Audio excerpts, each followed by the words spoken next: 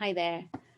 Thank you so much for joining me. My name is Tsidi, and today I'm just going to discuss what I think we can do to decrease the veterinary suicide and increase retention potentially. I think the truth is, studies have repeatedly found significantly higher rates of burnout, depression, suicide, and suicidal ideations in veterinary professionals when compared to the general population. This is both in the US and in the UK. And I think it's safe to say we are facing a mental health crisis.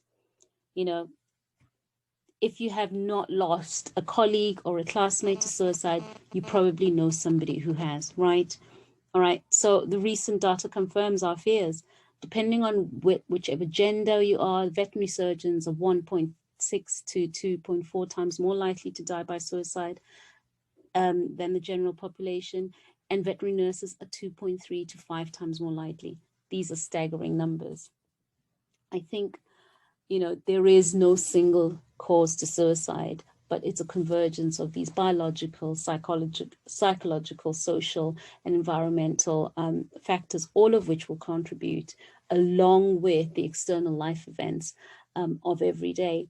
So, there is no one single cause. We know this, but sometimes people don't know this in the moment. And suicide most often occurs when you've got stresses. Okay, these stresses exceed the current coping abilities of someone suffering from a mental health condition. So, this is why this kind of happens.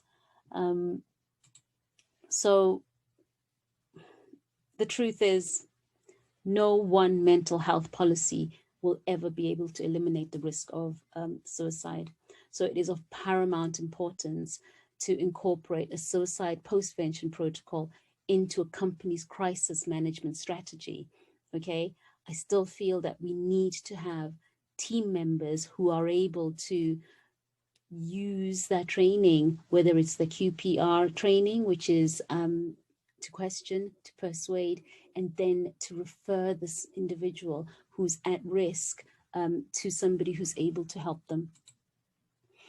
Employers play a very, very crucial role in providing suicide prevention, and people in work spend about 1/3 of their lives in their place of employment.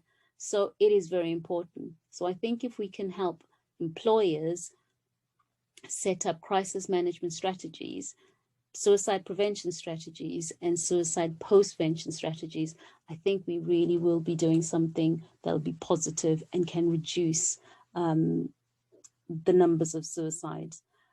The truth is, there is no magic bullet. There is help available, though. Okay, so suicide prevention, I feel, should be an integral part of a positive and proactive approach to mental health at work.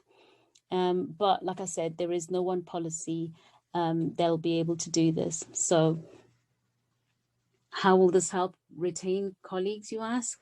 Well, to be honest, if we've got leadership and management roles, who've got access to resources and strong guidance on step-by-step guidance on how to set up these postventions, especially delivering and maybe even developing, delivering and evaluating what postvention support systems and services they have within the team, within the village, within their immediate surroundings.